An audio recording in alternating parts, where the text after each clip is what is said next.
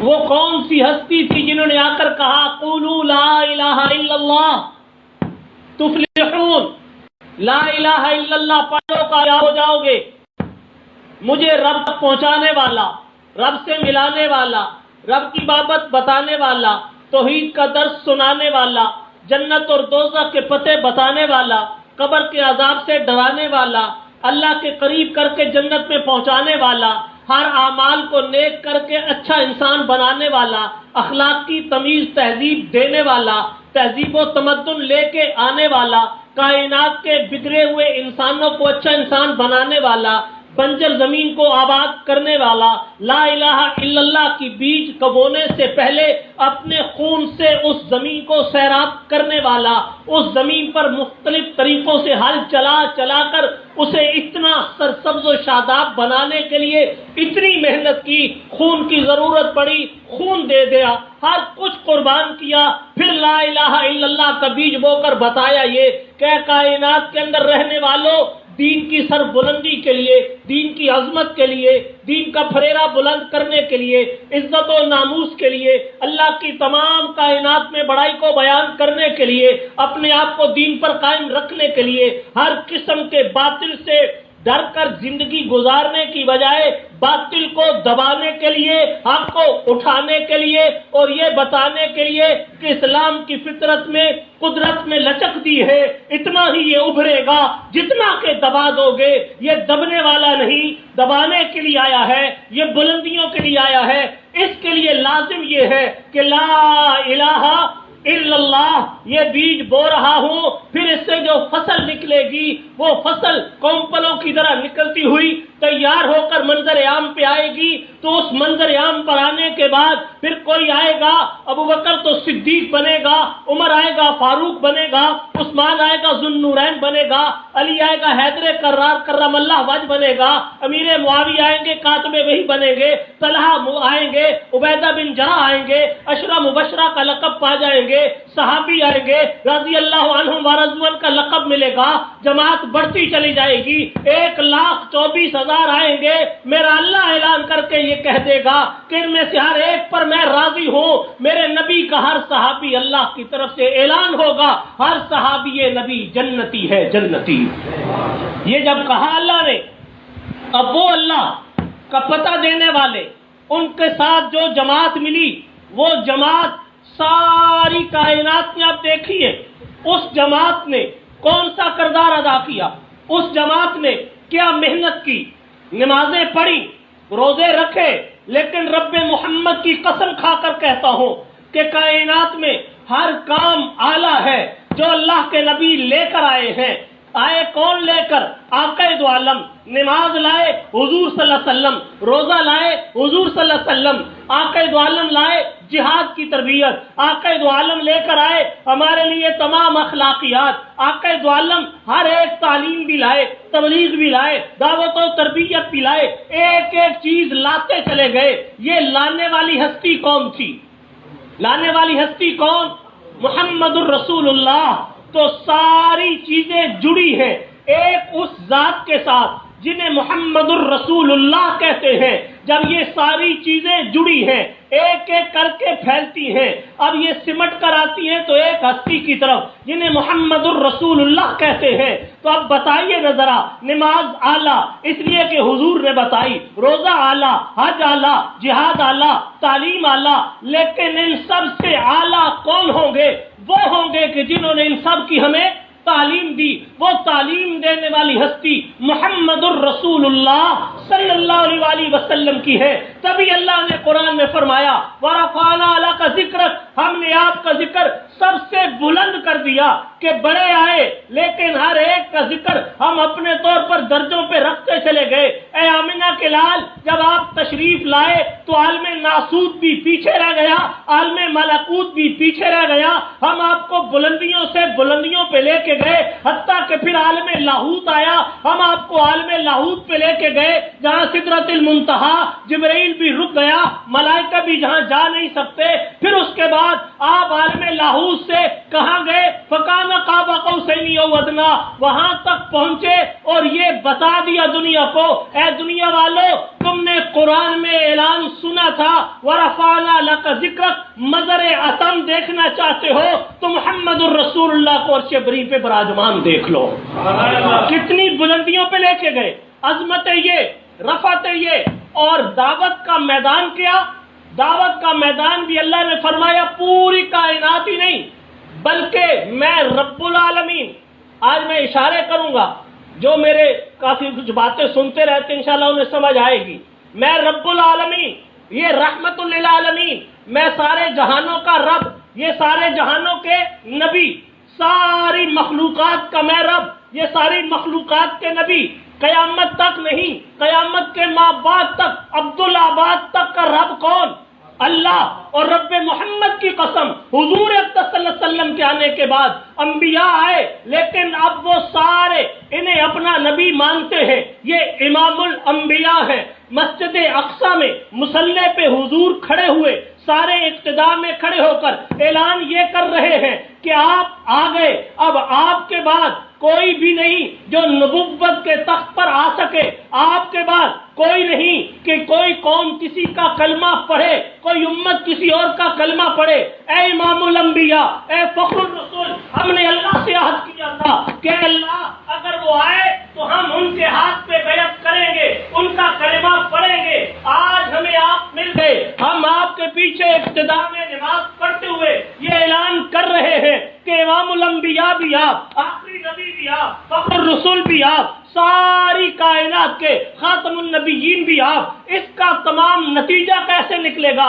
نتیجہ اللہ نکالیں گے جب حشر کا دن تک اللہ نے کہا میں رب العالمین، یہ رحمت للعالمین۔ نتیجہ نکالنے کے لیے جنتی جنت میں چلے گئے، دوزخ والے دوزخ میں چلے گئے۔ حضرت ابراہیم کو امتی آئے، آ کر یہ کہے اے اللہ میرا دل یہ کرتا ہے میں کلمہ پڑھوں، میں ذکر کروں، میرا دل یہ کرتا ہے میں سجدہ کروں، یا اللہ کیسے کروں؟ رب کریم اعلان کر کے فرمائیں گے اے کائنات کے اندر سنو، سارے جنت میں رہنے والوں، آدم سے لے کر عیسیٰ روح اللہ تک اور میرے آخری پیغمبر محمد الرسول اللہ صلی اللہ علیہ وسلم کی امت تک کی ساری امتوں سنو، یہاں اب کلمہ پڑھا جائے گا تو لا الہ الا اللہ محمد الرسول اللہ عبادت کی جائے گی تو شریعت مصطفیٰ کے مطابق، اس لیے کہ حضور تشریف لے آئے، اب کسی کا کلمہ اور طریقہ جاری نہیں کیا جائے گا۔ اللہ نے حضور کو کیا بنایا؟ خاتم الانبیاء، مقام یہ دے دیا۔ اب یہ مقام جڑے ہیں رفتوں کے اعتبار سے، عظمتوں کے اعتبار سے، ساری کائنات کی نیکیاں جہاں پر آئیں، اور خدا کی قسم انبیاء بھی آئے، اللہ نے سارے نبیوں کا تذکرہ کیا، لیکن اگر میں سمیٹوں تو یوں کہ سارے نبی سراجم منیرہ، حضور کی ذات سراج ہے، ساروں کو نور نبوت حضور سے ملا، کمالات معجزات۔ تو گویا اگر ہم دیکھنا چاہیں کہ حضور اقدس کے کمالات و معجزات کتنے ہیں تو 1,24,000 انبیاء کو پڑھو،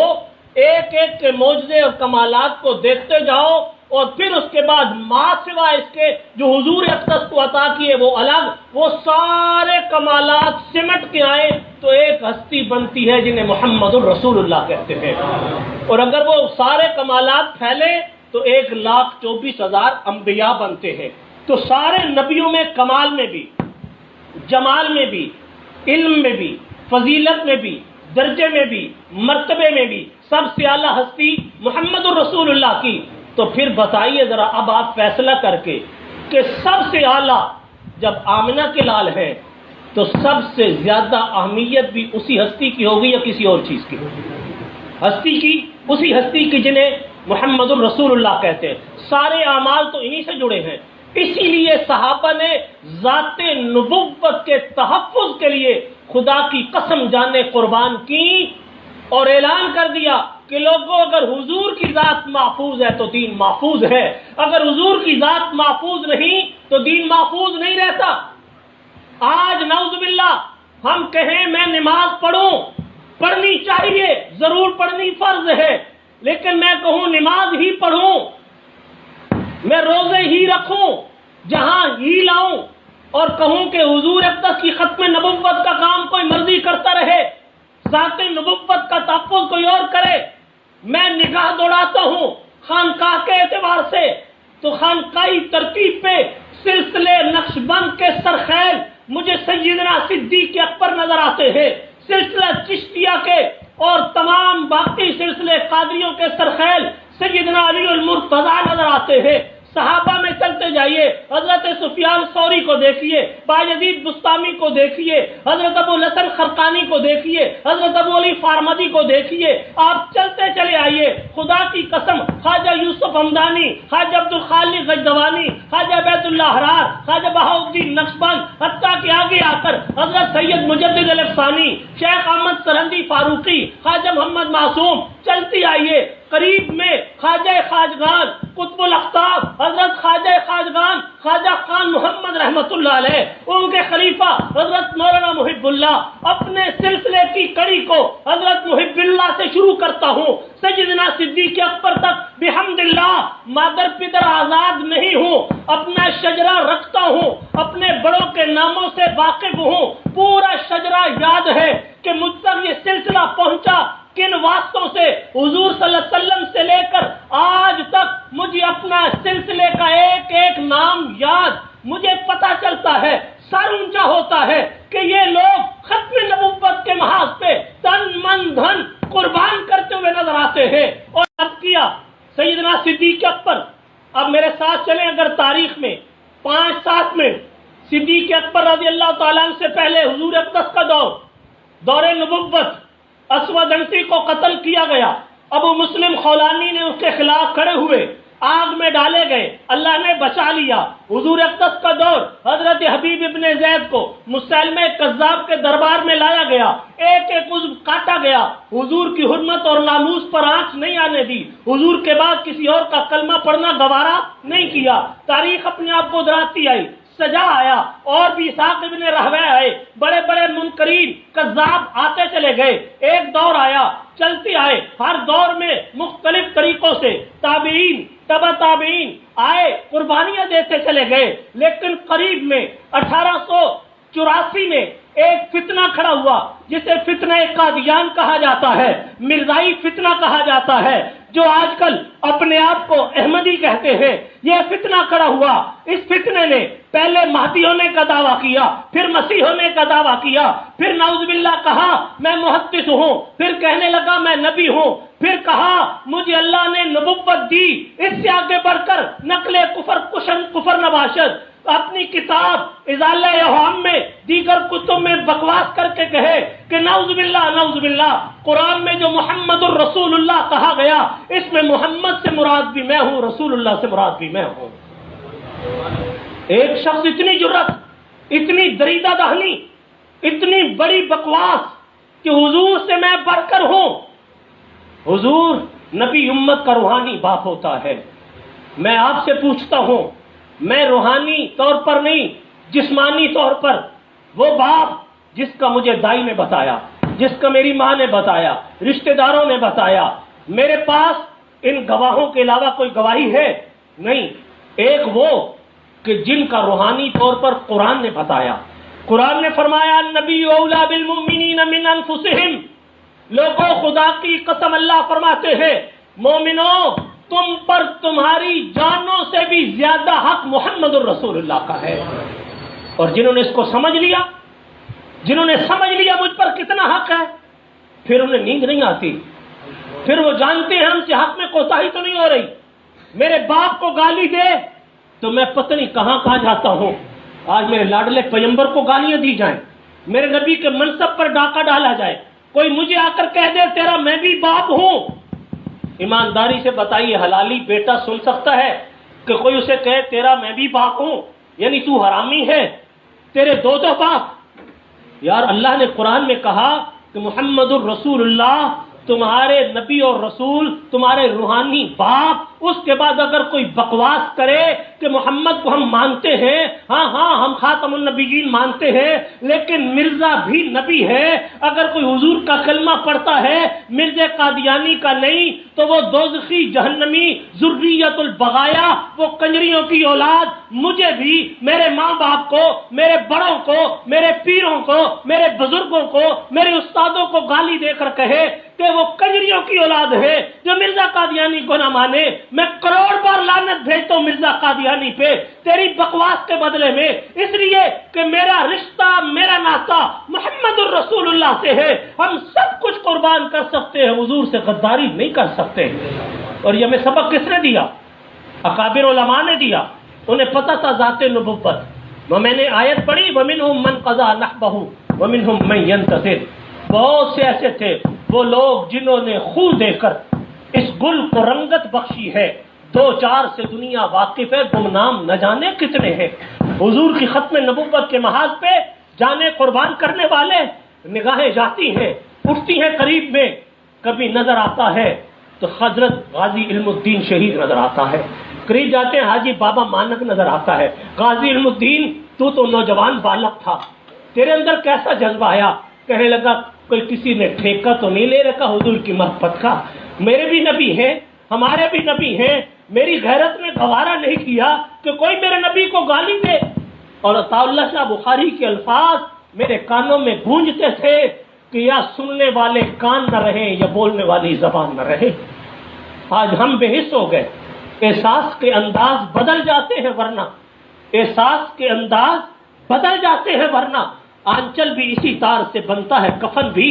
کب دھاگا ایک ہی ہوتا ہے، احساس بدلتا ہے، ہمارے احساس مر گئے، ہم نے ترجیحات بدل لی، ہم نے دیکھا حضور صلی اللہ علیہ وسلم کی امتیوں کو کہ ہم 53 میں دیکھتے ہیں ہزاروں نوجوان سینوں پہ گولیاں کھا کے اعلان کر کے کیا کہتے ہیں، تاج و تخت ختم نبوت زندہ باد۔ ہمارے بڑوں نے بتا دیا کہ خدا کی قسم حضور سے غداری نہ کرنا، حضور سے بے وفائی نہ کرنا۔ ایک ہستی ہے جن کی وفا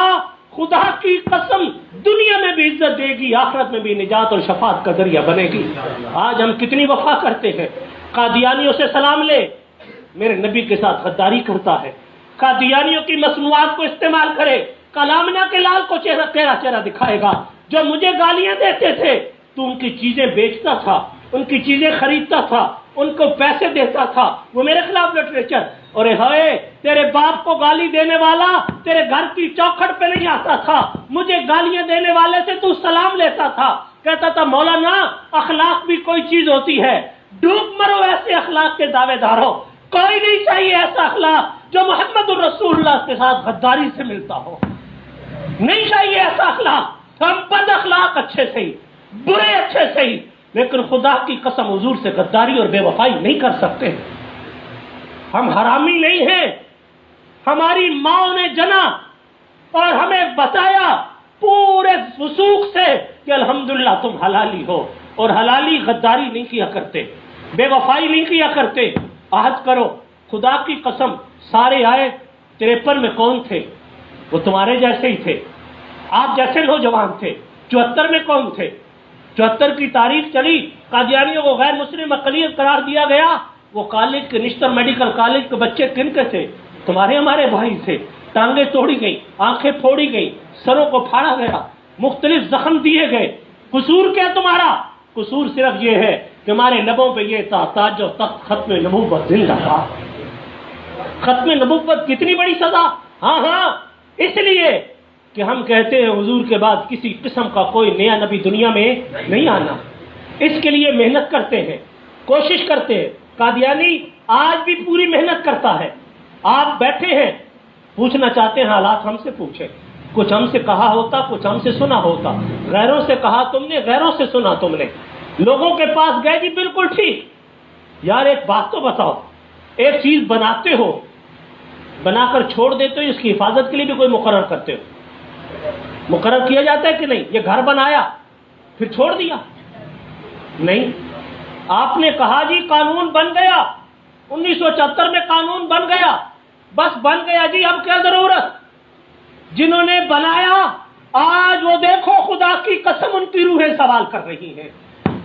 وہ تعالی شاہ بخاری پوچھتے ہیں، پیر میر علی شاہ رحمۃ اللہ علیہ سوال کرتے ہیں، پیر جماعت علی شاہ پوچھتے ہیں، حضرت مولانا لال حسین اختر پوچھ رہے ہیں،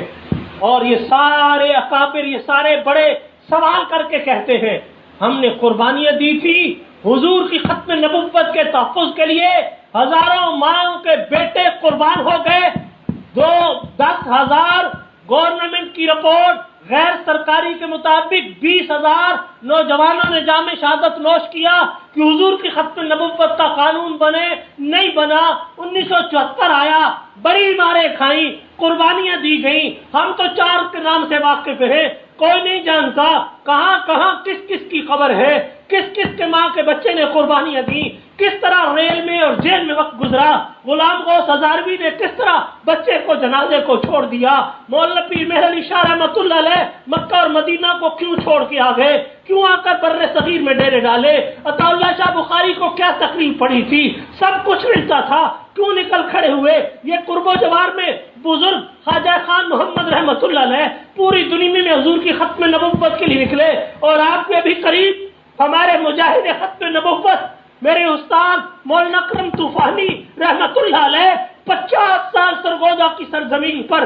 مارے کھائی، جیلوں میں گئے، نوجوانوں کو بتاتے رہے کہ آؤ حضور سے وفاداری کر لو، خدا کی قسم یہ سودا کر لو، حضور کے وفادار بن جاؤ. پوری زندگی لگائی، نہیں پلٹ کے دیکھا پیچھے. لوگوں نے کہا گالیاں دیتا ہے، کسی نے کچھ کہا، پتہ نہیں لوگ قریب نہیں آتے، لیکن خدا کی قسم جس نے مجلس اٹینڈ کی اس کے دل میں محبت مصطفیٰ کو بھر دیا کرتے تھے، عشق مصطفیٰ بھر دیا کرتے تھے. اور بات پتہ کب چلتا ہے،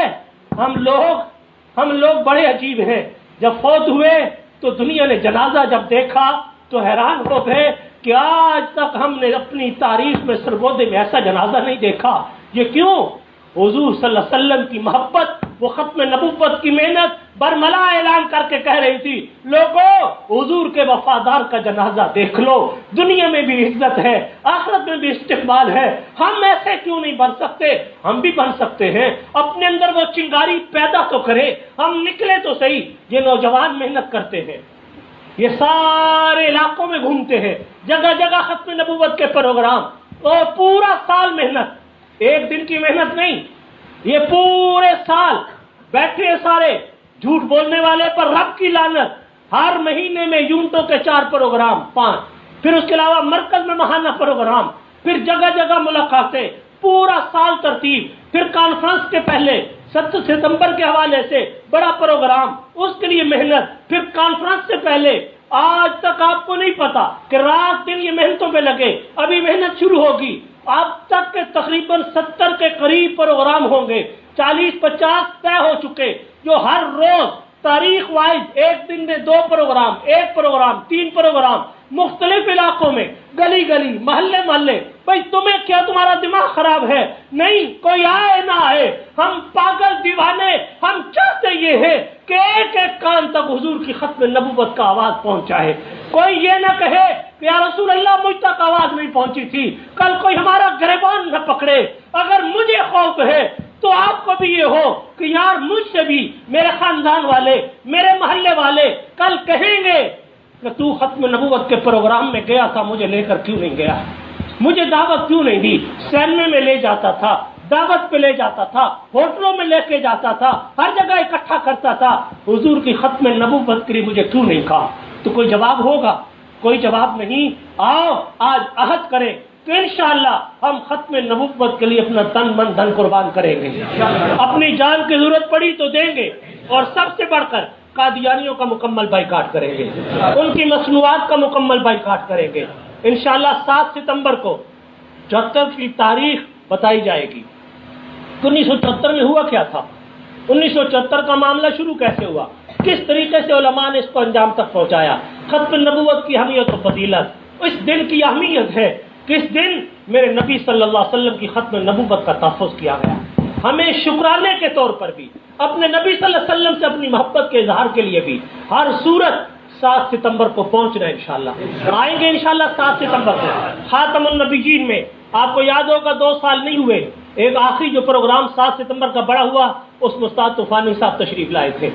اور اتنی جگہ تھی بھر گئی کہ تل دھرنے کو جگہ نہیں تھی، باہر بھی لوگ کھڑے تھے آگے پیچھے، یہ ان کی محبت تھی۔ ہم نالائق ہیں،